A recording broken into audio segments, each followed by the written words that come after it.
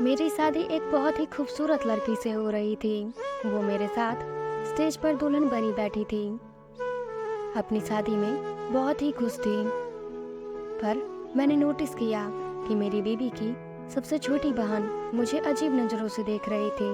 कुछ देर बाद वो मेरे पास आई और धीरे से मेरे हाथों में एक लिफाफा पकड़ा दिया। उसे ऐसा करता देख मैं घबरा गया। फिर मैंने बिना किसी को बताए उस लिफाफे को धीरे से अपनी पैंट की जेब में रख लिया। शादी के बाद जब मैंने उस लिफाफे को खोला तो उसमें कुछ तस्वीरें थीं। उस तस्वीर को देखते ही मेरे तो पसीने छूट गए, क्योंकि उस तस्वीर में तो मेरा नाम अरुण है। मैं अपने घर का इकलौता बेटा था। मेरी दो बहनें थीं। मेरे पापा हम लोगों को छोड़कर दूसरी शादी कर लिए थे। उन्होंने एक बार भी नहीं सोचा कि हम लोगों का क्या होगा। हमें भी बाप की ज़रूरत थी। खैर, हमारे लिए तो मेरी माँ और पापा दोनों थीं, जिन्होंने हमें बाप की कमी महसूस नहीं होने दी। धीरे धीरे मैं बड़ा हो गया और मेरी पढ़ाई पूरी होते ही मुझे एक अच्छी जगह नौकरी मिल गई। धीरे धीरे करके हमारे घर के हालात पहले से बेहतर हो गए। मैं दो बहनों का अकेला एक भाई था। मेरी दोनों बहनें मुझसे बड़ी थीं। कुछ दिनों बाद उन दोनों की शादी हो गई। उन दोनों की शादी के बाद अब लोगों को मेरी शादी की फिक्र होने लगी थी, पर मुझे शादी नाम से ही चिढ़ थी, क्योंकि मेरे पापा की शादी कामयाब ना हो सकी थी। मैं बचपन से ही उन दोनों की लड़ाई झगड़े देखता हुआ आ रहा था। बचपन से ही मेरे दिमाग में बैठ गया था कि मैं कभी शादी नहीं करूँगा और मैं कभी किसी लड़की को नज़र उठाकर भी नहीं देखता, क्योंकि मेरी माँ ने मेरी परवरिश कुछ ऐसे ही की थी। उन्होंने पहले ही मुझे समझा दिया था कि किसी लड़की को देखने से पहले अपने घर के बारे में भी सोच लेना कि तुम्हारी भी दो बहनें हैं। अगर तुम किसी के साथ गलत करोगे तो तुम्हारी बहनों के साथ भी गलत हो सकता है। मैं बहुत सख्त इंसान था और यह खासियत वैसे ही अपने आप जिंदगी में नहीं आ जाती। इसके पीछे भी बहुत से कारण होते हैं। जिस कंपनी में मैं काम करता था, वहाँ के बॉस की बेटी थी जो बहुत बिगड़ी हुई थी। वो बार बार मेरे आगे पीछे रहती, जबकि ऐसी लड़कियों से मुझे बहुत चिढ़ थी। मैं जितना भी उससे दूर जाने की कोशिश करता, वो उतना ही मेरे करीब आती और मुझे किसी न किसी काम से बाहर ले जाने के लिए कोशिश करती। और बॉस की वजह से मुझे मजबूर होकर उनकी बेटी के साथ जाना पड़ता। मेरे बॉस की बेटी बाहर जाते ही मेरे साथ अजीब गरीब हरकतें करने लगती। उसके मुंह से प्यार और शादी की बात सुनकर तो मेरे गुस्से का पारा हाई हो जाता। मैंने गुस्से में उससे कहा, एक बात कान खोल के सुन लो, शादी की बात तो अपने दिमाग से निकाल ही दो। तुम मेरे बॉस की बेटी हो, इसलिए मैं तुम्हें अब तक बर्दाश्त कर रहा हूँ, वरना तुम जैसी लड़कियों से तो मैं मुंह भी नहीं लगाता। मेरे इस बात पर वो गुस्से में वहाँ से चली गई और अगले दिन मेरे बॉस ने मुझे इस नौकरी से ही निकाल दिया था। नौकरी चली जाने के बाद मेरी परेशानी बढ़ने लगी। मैं नौकरी के लिए दर दर ठोकरें खाने लगा। कुछ दिनों यूँ गुजारने के बाद एक दिन अचानक मेरे बॉस ने मुझे अपने घर पर बुलाया। मैं जाना तो नहीं चाहता था, पर सोचा चलो देखता हूँ क्या बात है। वहाँ गया तो मैंने देखा मेरे पापा मेरे बॉस के यहाँ बैठे हुए थे। मुझे देखते ही खुशी के मारे गले लगकर बोले, मुबारक हो, मैंने तुम्हारा और नेहा का रिश्ता तय कर दिया है। नेहा के पापा बहुत ही अच्छे इंसान हैं। देखो, मेरे बरसों का पुराना ज़मीन का झगड़ा इन्होंने सुलझा दिया। अपने बाप की यह बातें सुनकर मुझे भी गुस्सा आया। मैंने उनसे पूछा, ये आप मेरे लगते क्या है? मेरा और आपका रिश्ता क्या है कि बिना मुझे पूछे आपने मेरी शादी तय कर दी? मैं इस रिश्ते को ठोकर मारता हूँ। यही कहकर मैं वहाँ से चला आया। ऐसे ही कुछ दिन यूँ गुजरते गए। कुछ दिन बाद मुझे एक अच्छी कंपनी में दूसरी नौकरी मिल गई और हमारी ज़िंदगी फिर से पहले की तरह सुकून से गुजरने लगी। कि एक दिन अचानक मेरे पहले बॉस की बेटी नेहा रोते हुए मेरे पास आई और मुझसे कहने लगी, अरुण, तुम बहुत अच्छे इंसान हो। मैंने तुम्हारे साथ बहुत गलत किया, मुझे माफ़ कर दो। अब मैं दोबारा तुम्हें कभी परेशान नहीं करूँगी। प्यार का रिश्ता ना सही, पर क्या मैं तुम्हारी दोस्त की भी काबिल नहीं हूँ? क्या तुम मेरे साथ दोस्ती कर सकते हो? उसे देखकर लगा कि वाकई में बदल चुकी है और मुझसे माफ़ी भी मांगना चाहती है। मैंने उसे माफ़ कर दिया।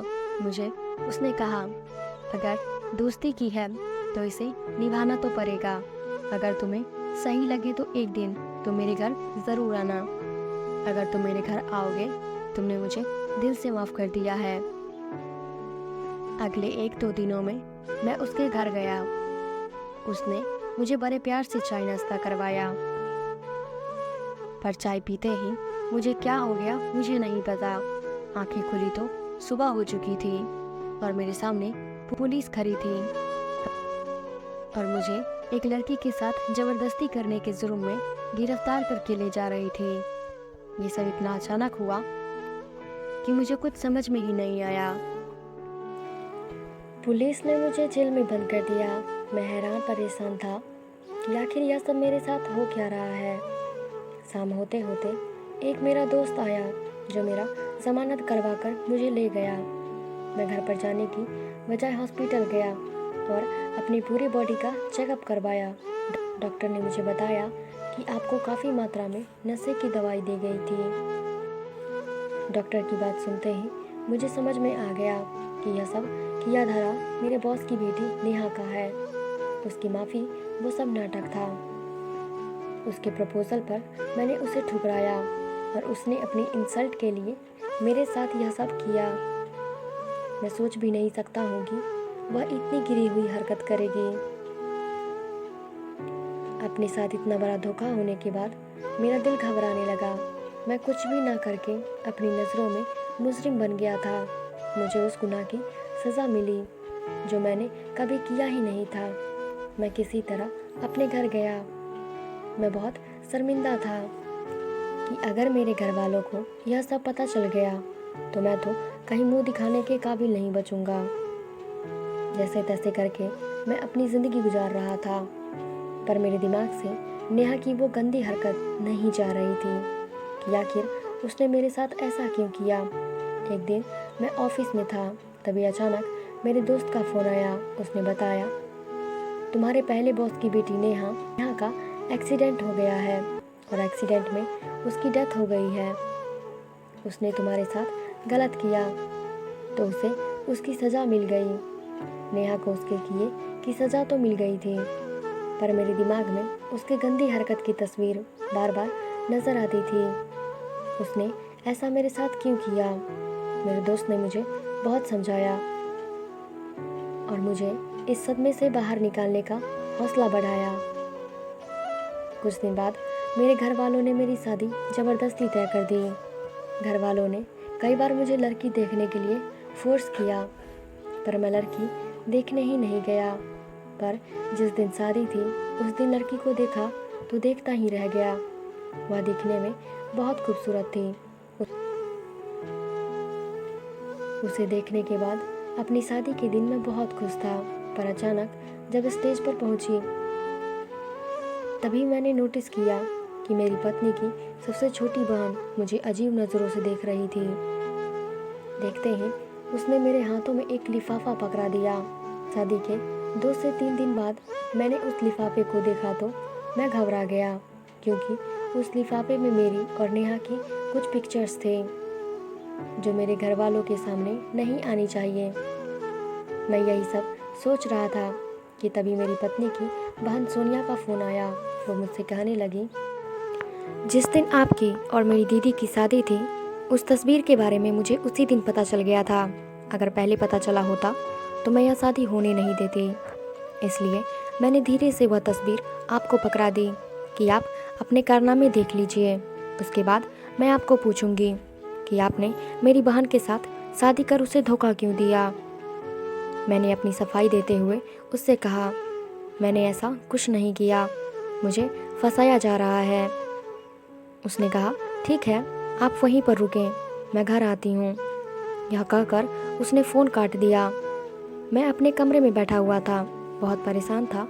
तभी मेरी पत्नी मेरे कमरे में आई और मुझे पूछने लगी, क्या हुआ, आप कुछ परेशान दिख रहे हैं। मैंने कहा, हाँ, बात ही कुछ ऐसी है। तभी मैं उससे यही सब बात कर रहा था, तभी उसकी बहन मेरे सामने आकर खड़ी हो गई और मेरी पत्नी आरती से कहने लगी, दीदी, आपको पता है कि आपके पति शादी से पहले क्या क्या गुल खिलाया है।